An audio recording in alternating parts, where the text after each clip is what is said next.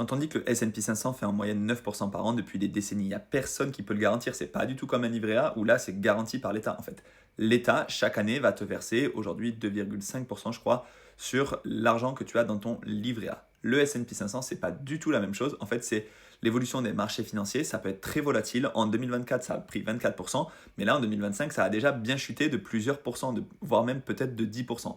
Donc, forcément, on n'a absolument aucune garantie. Maintenant, il suffit de regarder les performances historiques, même si les performances passées ne préjugent pas des performances futures, mais quand on voit que depuis 50, 60, 70 ans, ça performe plutôt bien, normalement, il n'y a pas de raison que dans les 5, 10, 15, 20 prochaines années, ça ne soit pas la même chose, même si effectivement le monde est en train de changer.